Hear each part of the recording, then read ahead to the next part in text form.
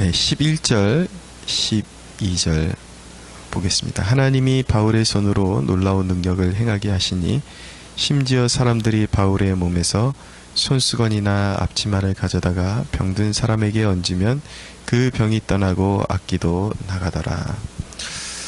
자, 이 대목에서 우리가 알게 되는 진리는 무엇이냐면 복음은 어떤 것인가에 대한 중요한 통찰을 얻게 됩니다. 복음이라는 것은 단순한 어떤 깨달음과는 전혀 다른 성격이라는 그것을 알게 됩니다. 어떤 머리에서 일어난 그런 어떤 그냥 하나의 통찰, 하나의 새로운 추구, 이런 것과는 전혀 다른 성질을 가지고 있는 것이 복음이다라는 것을 알게 되는 것이죠. 복음은 하나님의 능력입니다. 복음은 분명히 복음이 들어와서 주님을 영접하게 될 때에는 한 영혼의 놀라운 변화가 일어나게 되는 것입니다. 그것은 그리스도의 통치와 그리스도의 그런 어떤 영광의 임재라고 말씀드릴 수가 있습니다. 복음이 그냥 어떤 깨달음이라면 수행의 한 종류라면 저도 한 20대 중반에 이제 완전히 그 변화받고 회심하고 주님께로 돌아오게 되었는데 결코 주님께로 돌아오지 않았을 것입니다. 그 무언가가 세상의 종교와 완전히 차별화되고 다르기 때문에 그렇게 주님께로 돌아올 수가 있었던 것이죠. 그러니까 복음이라는 것은 경험되어져야만 하는 것입니다. 그러니까 우리가 기도할 때에도, 우리가 교회 사역을 감당할 때에도 우리가 이 부분을 놓쳐서는 안 됩니다. 단순히 설교 좋은 그런 곳이 교회가 아니라 이 복음의 능력이 교회 가운데 충만하게 나타날 수 있도록 우리가 과제로 삼고 끝까지 끊임없이 기도할 수 있어야 되는 것이죠. 물론 복음이라는 것은 어떤 자기의 사욕을 채우는 요술방망이 같은 것이 결코 아닙니다. 그렇지만 그럼에도 불구하고 복음이라는 것은 그리스도의 통치가 임하는 사건이기 때문에 삶에 하나님이 함께 하시는 증거들이 나타날 수밖에 없는 것이죠. 제가 그 청년 시절에 이제 세상에서 방황하던 것을 끝내고 주님께로 돌아왔을 때, 그때부터 주님의 임재가 제 삶 가운데 나타나기 시작했는데, 한 번은 꽤 큰 교회에서 청년단 그 임원도 하고 소그룹 리더를 하게 되었는데, 당시에 저의 상황이 굉장히 열악하고 힘든 상황이었습니다. 건강도 좋지 않았고, 지식적으로도 많이 열악하고, 그리고 환경적으로도 너무 열악해서 소그룹의 그룹원이 되었는데, 언젠가 한 번은 우리 그룹원들에게 정말 따뜻한 밥 한 끼씩 사주고 싶은데 가진 것이 없었습니다. 그래서 어떻게 해야 될까 고민하다가 막 이제 믿음이 생기기 시작하면서 기도에 대한 확신이 일어나기 시작했습니다. 그래서 기도하면 주님이 들어주신다라는 그런 확신 가운데 이제 기도의 골방으로 들어가서 주님, 제가 주님께서 맡겨주신 양떼를 위해서 이렇게 밥 한 끼씩 이렇게 사주고 싶은데 지금 가진 것이 없습니다. 하나님, 주께는 능치 못할 일이 없으신데 제게 필요한 물질을 공급해 주시면 우리 그룹원들을 위해서 봉사하겠습니다 라고 그렇게 기도했던 적이 있습니다. 그런데 하나님이 물질을 곧바로 이렇게 공급해 주실 때도 있지만 어느 때에는 물질을 공급받을 수 있는 환경을 열어주시기도 합니다. 근데 뜬금없이 저희 누님한테 연락이 왔어요.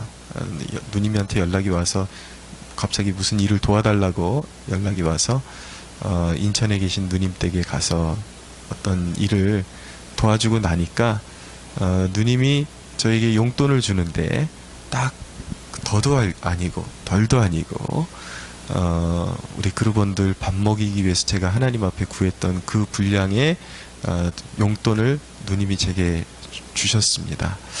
그런 것을 보면서 늘 이런 어떤 간증을 이야기할 때에 사람들이 이야기하는 건, 야, 세상에서 그거보다 일하면 그거보다 돈을 더 많이 벌고 세상 사람들도 그냥 뭐 이렇게 운이 좋으면 그거보다도 더 많이 벌 때도 있는데, 야, 그게 무슨 간증거리가 되냐. 근데 오히려 넘치지도 않고 모자라지도 않고 내가 주님께 기도했을 때 꼭 필요한 분량의 그런 공급이 이루어졌다라는 것은요, 세상 사람들이 그냥 우연히 얻게 되는 것과는 전혀 다른 개념의 의미인 것입니다. 그것을 통해서 분명히 내가 믿는 주님이 나를 보살피고 계시고 내 삶에 임재하고 계시고 모든 상황을 보고 계시고 정확하게 듣고, 오히려 그냥 어떤 우연히 내가 원하는 것보다 훨씬 많은 것들이 자꾸 이렇게 들어온다라면, 아, 이건 그냥 우연일 수도 있겠다라고 생각할 수도 있겠지만, 주님이 오히려 그런 정확한 인도하심을 통해서 주님이 나와 대화하고 계시고 내가 요청하는 것들에 대해서 정확히 주님께서 듣고 계신다라는 것을 깨닫게 되면서 주님의 그런 인격, 나와 함께 하심, 그런 임재, 이런 것을 경험하게 되면서 주님에 대한 오히려 더 확신을 느끼게 되고 주님 살아계심을 삶에서 체험하게 되는 것입니다. 복음의 능력이라는 것이죠. 저는 정말 그 건강을 잃게 되면서 말을 많이 더듬고 기도도 잘 할 줄 모르고 여러 가지 열악함이 있었습니다. 그런데 하나님께서 제가 은혜 받은 이후에 계속 말씀을 전하는 설교자로 쓰임받게 될 것이라는 감동을 계속 주셨는데 그게 그냥 그대로 믿어졌습니다. 그럼에도 불구하고 현실은 계속해서 사람 앞에 서면 두렵고 말을 더듬게 되고 정리가 안 되고 심히 두려워 떨게 되는, 그런데 주님께서 주시는 그런 환경에 열어주실 때 저를 세울 때마다 못한다고 말하지 않고 계속해서 순종해서 섰을 때에 정말 현대판 그런 베드로의 능력이 존재한다라는 것을 저는 직접 체감하게 된 것이죠. 베드로 분명히 사도행전에서는 사도들을 일컬어서 학문 없는 범인이다, 평범한 존재들이다, 그냥 어부들에 불과한, 시골 마을의 어부들에 불과한 존재들이다. 그러면서 그들이 성령 받아서 능수능란하게 복음을 증거하는 것을 보면서 깜짝 놀라죠. 저들이 어떻게, 우리가 알던 존재들인데 저들이 전혀 다른 언어를 구사하고 전혀 다른 그런 관점과 논리를 가지고 말하는 모습을 보면서 깜짝 당시의 그런 종교의 지도자들이 놀라게 되는 장면을 사도행전을 통해서 우리가 목도를 하게 되죠. 저는 제 자신을 통해서 하나님 살아계심을 경험했기 때문에 현대판 베드로의 역사가 가능하다. 사랑하는 여러분, 이것이 제 개인의 자랑으로 끝나는 것이 아니라 복음이라는 것은 무엇입니까? 나의 한계, 나의 타고난 기질, 성품의 한계, 그리고 어떤 집안의 그런 어떤 재정적인 어려움의 한계, 교육의 한계, 이런 것 때문에 얼마나 많은 사람들이 신음을 합니까? 나는 왜 이런 환경에서 태어났지? 특별히 오늘날의 수많은 그리스도인이라는 수많은 사람들도 자기의 그런 환경에 갇혀가지고 결국은 그 한계를 뛰어넘기 위해서 세상을 선택하지 않습니까? 스펙을 더 쌓아야 된다. 그게 결국 세상이 가는 길이잖아요. 근데 복음의 능력을 모르기 때문에 그것을 얻기 위해서 세상에서 뭔가 살아남기 위해서 다시 세상으로 가는데 이해가 되지를 않습니다. 사실은 그 복음의 능력을 모르기 때문에 그런 현상이 일어나게 되는 것이죠. 복음이라는 것은 나의 그런 한계, 가장 큰 한계는 죽음의 한계를 뛰어넘게 된다는 것이 복음의 능력인 것이고, 또 하나는 내 삶의 한계들을 나의 약할 때, 나의 가장 약할 때 강함되어 주시는 분이 우리 주님이시다. 주님의 임재와 능력이 우리의 삶을 들을 때에 우리는 여전히 어려운 환경일 수 있습니다. 그런데 그것이 하나님의 사람으로 빚어지는데 반드시 필요한 과정이라는 것을 인정하지 않으면 한 사람의 하나님의 사람으로 빚어질 수가 없는 것입니다. 그것을 깨닫고 나에게 연약함, 부족함, 어려운 환경을 주신 것도 주님의 섭리요 무슨 뜻이 있다.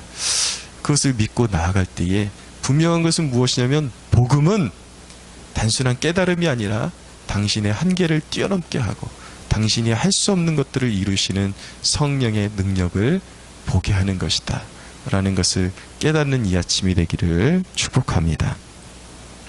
14절 이하에 보니까 유대의 한 제사장 스게와의 7 아들도 이 일을 행하더니 악기가 대답하여 이르되 내가 예수도 알고 바울도 알거니와 너희는 누구냐 하며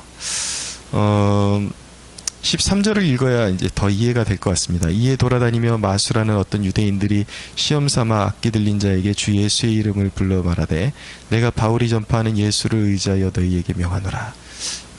예수를 믿지 않는 자들이 바울이 귀신을 내어 쫓는 그런 모습을 보고 이제 주님의 이름으로 귀신을 내어 쫓으려고 주님의 이름을 시험하는 그런 대목입니다. 그런데 어떻게 됐습니까? 그들은 수치를 당하고 말았습니다. 악기들이 이 스게와의 7 아들에게 올라타가지고 옷을 다 찢어놓고 완전히 그냥 수치를 줘버리죠. 여러분, 가짜는 결코 진짜와 같지 않다라는 것을 알게 되는 것입니다. 가짜는 결코 진짜를 흉내낼 수가 없습니다. 진짜와 가짜의 차이는 너무나도 명확한 것입니다. 똑같은 환경이지만 믿는 자와 믿지 않는 자에게 전혀 다른 결과를 도출한다는 것을 성경은 자주 보여주고 있습니다. 이스라엘이 홍해 앞에 섰을 때 그 넘실대는 홍해, 그 감당할 수 없을 그 홍해의 그 문제는 이스라엘을 구원하는 길이 되었습니다. 그러나 애굽인들이 이스라엘처럼 시험하다가 그들도 혹시나 구원이 될까 하고 이스라엘을 쫓아서 바다로 뛰어들어갔지만, 바닷속으로 열린 길로 뛰어들어갔지만 그들에게는 그 길이 바로 사망의 길이었습니다. 똑같은 환경이지만 그것이 하나님의 자녀들에게는 구원의 길이 되는 것이고, 믿지 않는 자들, 단지 하나님의 이름을 시험하는 자들에게는 그것이 심판의 길이요 멸망의 길이 될 수 있다라는 것. 이 엄청난 차이를, 그 공백을 메워줄 수 있는 길이 없습니다. 예수 그리스도를 진짜로 믿는 자와 그리고 실험하는 자들, 시험하는 자들, 가짜는 결코 진짜를 흉내낼 수 없는 것이죠. 진짜로 예수 그리스도를 믿는 자들에게는 권세라는 것이 있습니다. 권세, 하나님의 자녀의 권세라는 것이 있습니다.